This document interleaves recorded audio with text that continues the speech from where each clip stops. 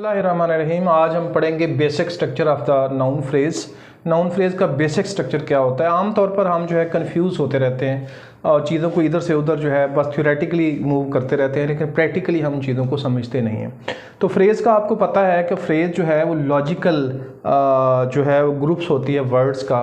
मिसाल के तौर पर अगर यहाँ मैं एक सेंटेंस लिख दूँ आपके लिए कि यहाँ पर लिखा हुआ हो द क्रिकेटर, या लिख लेते हैं चले द प्लेयर हिट आ 6, खिलाड़ी ने एक छक्का मारा। ठीक है, लिख लिया जी। अब मैं आपसे कहता हूं कि आप ना इसके ग्रुप्स बना दें। अब आप फर्ज करें मैं ग्रुप इस तरह बना देता हूं कि मैं ग्रुप बना देता हूं प्लेयर हिट का, और मैं दूसरा ग्रुप बना दूँ द आ 6 का।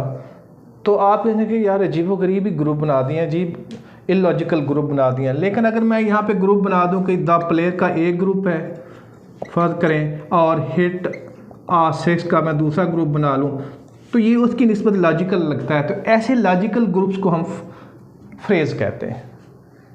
यानी कि ये कंप्लीट मीनिंग तो नहीं दे रहा होता, लेकिन इतना इलॉजिकल नहीं होता जितना इलॉजिकल मैंने इसे ऊपर मिसाल दी है।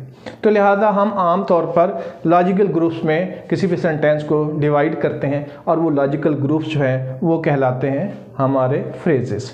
अब मामला ये है कि इसी को अगर हम देख लें तो यहाँ पे दो चीज़ें हैं, इसमें ये नाउन है और इसमें ये वर्ब है। दूसरे लफ्ज़ों में ये नाउन फ्रेज़ है और ये वर्ब फ्रेज़ है।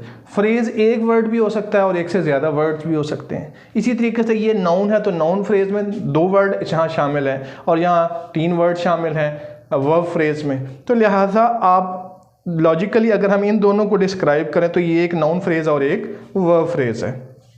वापस आते हैं इस तरफ, उन एग्जाम्पल की तरफ जो मैंने आपके सामने रखे हैं। तो यहाँ पे आप देखेंगे मैंने एक ही वर्ड लाफ यूज़ किया है, इसलिए यूज़ किया है कि आपको वोकैबुलरी के में घसीटना नहीं चाहता, वोकैबुलरी के मामले में आपको टेंशन नहीं देना चाहता। लेकिन आपको मैं बार बार जो है नाउन फ्रेज़ चेंज करके बताना चाहता हूँ कि नाउन किस तरह चेंज होते हैं, वो फ्रेज़ किस तरह बन जाती है।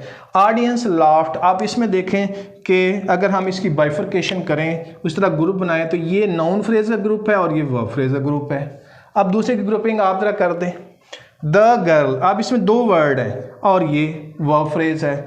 देखें द लिटिल गर्ल, अब इसमें 3 है, यानी एक डिटर्मिनर आ गया, ये एडजेक्टिव आ गया, ये नाउन आ गया। यानी दूसरे लफ्ज़ों में अब यहाँ पे नाउन फ्रेज़ में देखें आगे ये वर्ब फ्रेज़ हो जाता है। द क्यूट लिटिल गर्ल, अब यहाँ पे देखें ये नाउन आ गया। यहाँ पे आके देखें 1 2 3 4, 1 2 3, 1 2 और 1।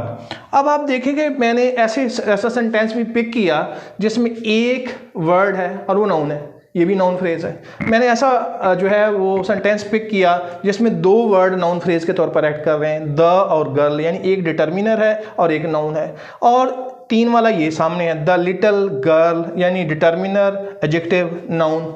और चौथे में जाके the cute little girl, 4 word use हुए हैं, ये भी नाउन फ्रेज ही, डिटर्मिनर एडजेक्टिव नाउन, फिर एडजेक्टिव और फिर उसका नाउन। तो लिहाजा अगर आप देखें कि सारे नाउन फ्रेजेज में क्या चीज़ कॉमन है, नाउन।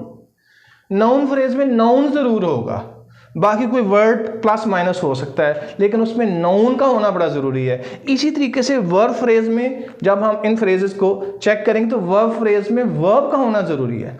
लेकिन इसमें आप देखें कि नाउन फ्रेज जो है वो सारे के सारे सब्जेक्ट के तौर पर यहाँ पे एक्ट हुए हैं, लेकिन ज़रूरी नहीं है नाउन फ्रेज जो है, जिस तरह नाउन सब्जेक्ट के तौर पर भी आ सकता है और ऑब्जेक्ट के तौर पर भी आ सकता है, इसी तरीके से नाउन फ्रेज जो है वो सब्जेक्ट के तौर पर भी हो सकती है और ऑब्जेक्ट के तौर पर भी हो सकती है। ठीक है जी। तो लिहाजा जब हम आपसे एक्सरसाइज करवाएंगे कि ये सेंटेंसेस हैं और आप ढूंढे ज़रा इसमें नाउन फ्रेजेस कहाँ पे हैं, तो आप काइंडली उसको बताने की पोजीशन में होंगे अगर आप इन चीज़ों को अच्छे तरीके से कंप्रीहेंड कर लें। Thank you.